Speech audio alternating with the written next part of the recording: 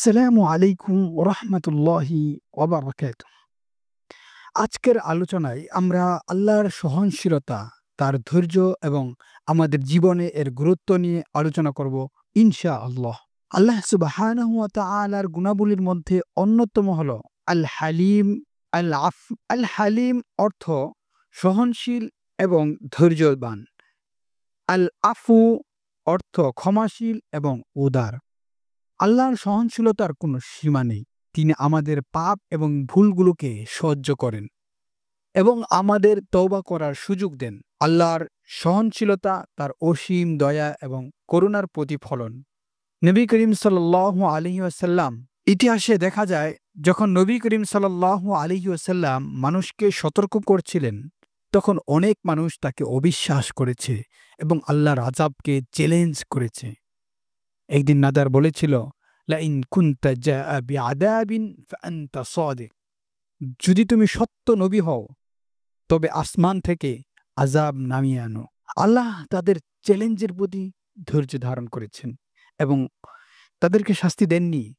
এই ধৈর্য এবং সহনশীলতা আল্লাহর মহান গুণাবলীর মধ্যে অন্যতম। আমরা মানুষ প্রায় আল্লাহর সতর্ক বার্তা উপেক্ষা করে পাপের পথে চলতে থাকি, কিন্তু আল্লাহ তাদের সময় দেন তওবা করার জন্য। আল্লাহর সহনশীলতা এবং ধৈর্য আমাদেরকে একাধিকবার তওবা করার সুযোগ দেয়। পৃথিবীর নিয়ন্ত্রণ এবং আল্লাহর পরিপূর্ণ ক্ষমতা। আল্লাহ সুবহানাহু ওয়া তাআলা সহনশীলতা এবং ক্ষমতা অসীম। যখন মানুষ বিভিন্ন প্রাকৃতিক দুর্যোগের সম্মুখীন হয়, তখন তারা আল্লাহর দিকে ফিরে আসে।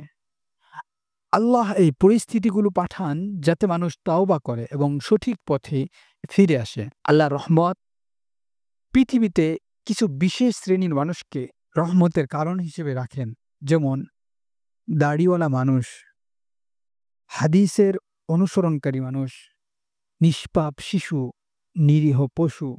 তাদের কারণে আল্লাহ অনেক সময় আযাবকে আটকে রাখেন এবং মানুষকে সুযোগ দেন তওবা করার জন্য। মানুষ প্রায়ই তাদের পাপের কারণে আল্লাহর আযাব থেকে বাঁচার পর আল্লাহকে আবার ভুলে যায়।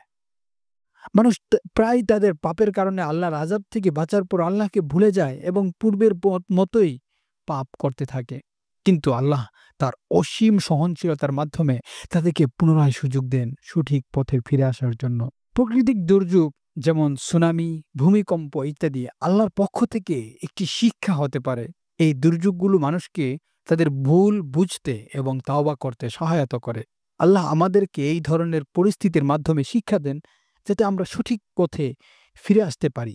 আল্লাহর সহনশীলতা এবং ক্ষমা তার মহত্বের প্রতিফলন। তিনি আমাদেরকে সুযোগ দেন তওবা করার এবং সঠিক পথে ফিরে আসার জন্য।